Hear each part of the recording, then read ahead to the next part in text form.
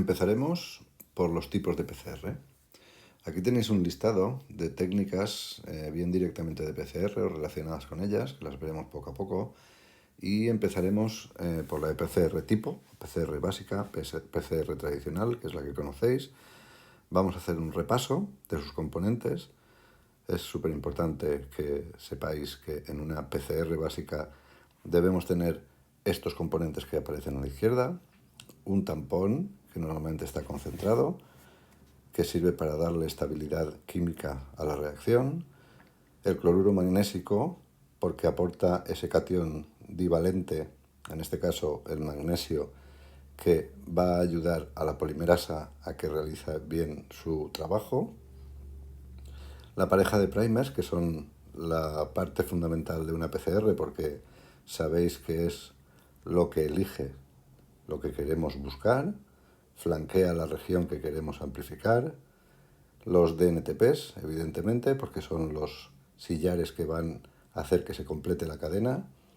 Y la polimerasa. La polimerasa, sabéis que normalmente es la TAC polimerasa, que es una polimerasa que viene de unos microorganismos que son termófilos, dado que debe aguantar temperaturas elevadas sin desnaturalizarse. Y después el agua nos va a ayudar a completar el volumen necesario para la mezcla de reacción. Y por supuesto, a toda esa mezcla de reacción le tenemos que añadir nuestra muestra, que llevará o no un DNA o un RNA. Además de la PCR tipo, podemos considerar otros 3 tipos de PCR como básicas, que son la Nested PCR o PCR anidada, que consiste en hacer una PCR de una PCR anterior. Es decir, realizamos una PCR con una pareja de primers que nos delimitan nuestra región a amplificar.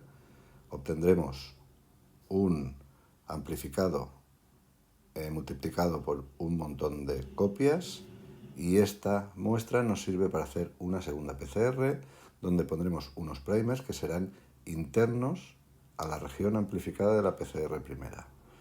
De manera que lo que conseguimos con esta PCR anidada o Nested PCR es, si ya sabéis que los primers, si están bien diseñados, se van a unir exclusivamente a la región que nosotros queremos que se unan y a ninguna más, si ponemos una segunda pareja de primers en la segunda PCR de la Nested, la especificidad aumentará exponencialmente. Es decir, hacemos una reacción que ya se supone que es específica y de ella hacemos otra PCR que se supone que es específica, con lo cual la especificidad aumenta muchísimo. Además, podéis imaginar que si ya hacemos una PCR que multiplica exponencialmente la secuencia que queremos amplificar, si de esta realizamos una segunda PCR, lo que haremos es aumentar la sensibilidad de la reacción. Es decir, con muy poquita diana inicial podremos conseguir un amplificado sobre el cual podamos trabajar después. El siguiente tipo de PCR básica vemos que es la Multiplex PCR. La Multiplex PCR no es ni más ni menos que una PCR básica a la cual le hemos añadido, en lugar de una pareja de primers, le hemos añadido varias parejas de primers. Esto se hace para, en una misma reacción de PCR, intentar encontrar más de una diana. Cada diana la detectará una de las parejas de primers que hemos puesto. Lo normal es hacer múltiplex PCR de 3, 4, 5 dianas a la vez, porque es muy complicado poner a punto una PCR múltiplex con más parejas de primers. Esto, por ejemplo, se lleva a cabo en muestras respiratorias, donde ya sabéis que lo que suelen buscar son virus respiratorios, causantes de enfermedades respiratorias. Se pone más de una pareja de primers para, en la misma reacción de PCR, intentar detectar el agente etiológico de esa patología respiratoria.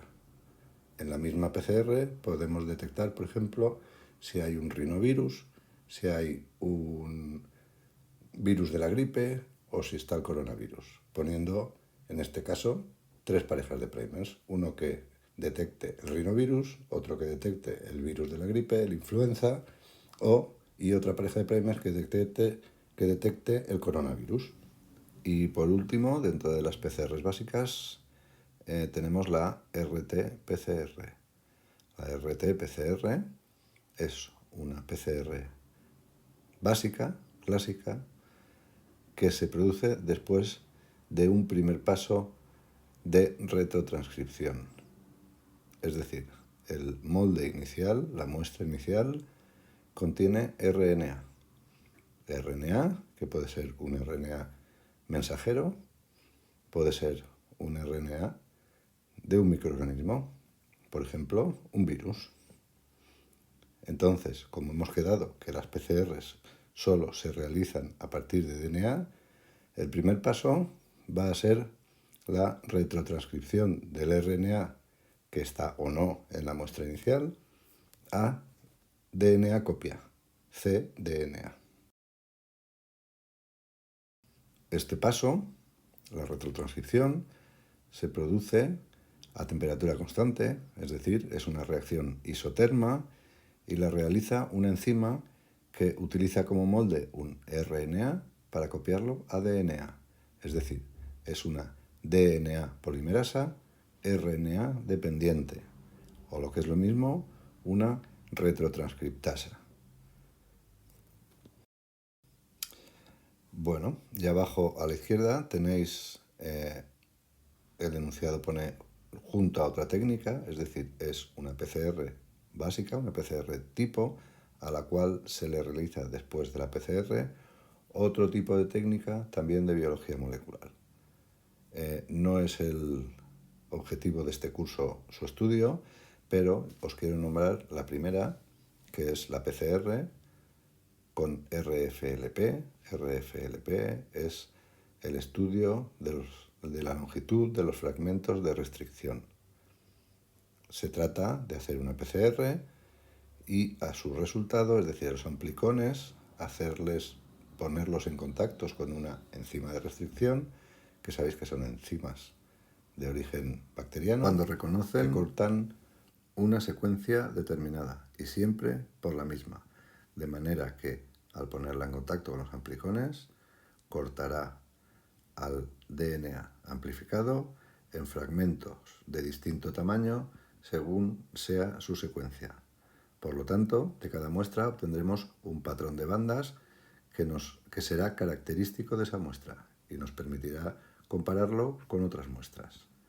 Se solía utilizar para hacer, por ejemplo, estudios de paternidad. Por fin, a mano derecha, abajo, tenéis una serie de reacciones que las llamo variantes porque son una variación de la PCR básica, en las cuales podéis ver que la primera es una qPCR. Una qPCR es una PCR a tiempo real, ya la veremos dentro de un ratito.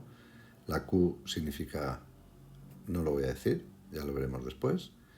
La PCR de secuencia es una PCR especial que se utiliza en la secuenciación para saber la secuencia de un DNA que hemos amplificado previamente, también la veremos después.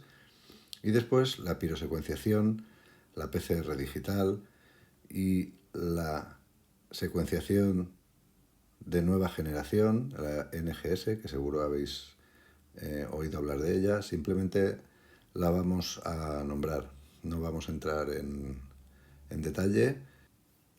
El siguiente punto a tratar son las aplicaciones de la PCR. No me voy a extender demasiado porque, insisto, forma parte de la teoría de este curso, pero yo creo que es más importante la práctica. De todas maneras, nombrar que es evidente que sirve para el diagnóstico del cáncer, para el diagnóstico de enfermedades hereditarias, para la detección de resistencias de microorganismos a antimicrobianos y antivirales o antirretrovirales, según se trate, de virus DNA o RNA, para estudios forenses, para mutagénesis dirigidas, diagnóstico de enfermedades infecciosas, monitorización de terapias contra el cáncer, estudios de filiación, evolución o aislamiento de genes.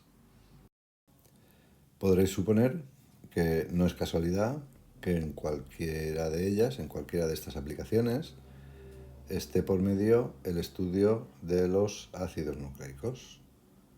Por supuesto que, como la PCR se realiza a partir de un ácido nucleico, somos capaces de utilizar el material genético para nuestro provecho a través de la PCR, para estudiar a nivel genómico enfermedades o monitorización de terapias.